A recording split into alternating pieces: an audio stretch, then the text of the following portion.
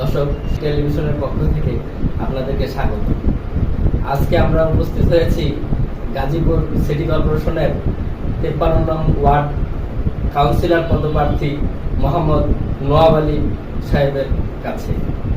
আজকে আমরা ওনার কাছে জানতে চাইব, উনি কাউন্সিলর পদপ্রার্থী উনি দাবি করছেন, উনি কাউন্সিলর হওয়ার পর উনি সাধারণ মানুষের জন্য কি ভূমিকা রাখবেন, সাধারণ মানুষের কাছে ওনার কি দাবি, কি প্রত্যাশা এবং ওনার ওয়ার্ডে উনি কি ধরনের উন্নয়ন কাজ করবেন বলে প্রতিজ্ঞা নিয়েছেন, সে ওনার কাছে আমরা জানতে চাই।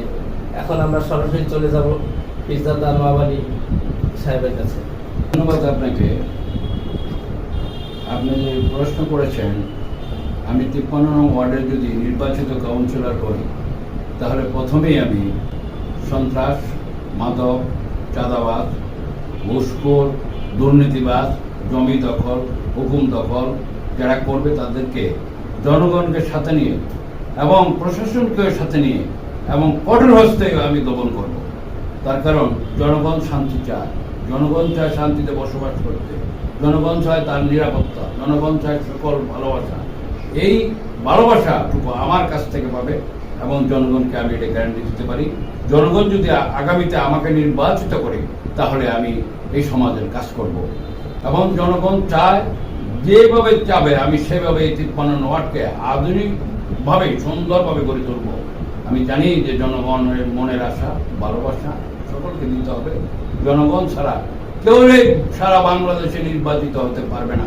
জনগণই মূল উৎস, জনগণই প্রত্যাশা, জনগণই সকল মূল কারিগর। আমি আশা করি আমাকে আপনারা সকলে ভোট দিয়ে আগামী সিটি কর্পোরেশন নির্বাচনে 53 নং ওয়ার্ড থেকে আমাকে নির্বাচিত করবেন। আমি আপনাদের আশা, প্রত্যাশা, আপনাদের যে ভালোবাসা যা চাইবেন আমি সকল কিছু আপনাদেরকে দেব। আপনি ওয়ার্ডের জন্য কি কি কাজ করতে চান? রাস্তাঘাট, কালভার্ট, ব্রিজ যেখানে যেটা প্রয়োজন সেটি করব। জলাবদ্ধতা দূর করব। জলাবদ্ধতা বিরাট আমাদের একটা দুর্ভোগ পোয়ায় জনগণ। যেমন আমাদের 53 নং ওয়ার্ডের 6 তলা সামনে পানি, হাঁটু পানি হয় এবং ড্রেনে পানি, অনেক পানি হয়, সেটা দূর করব। এবং বিভিন্ন রাস্তাঘাট যেগুলো খারাপ হয়ে গেছে সেগুলো আমি কাজ করব।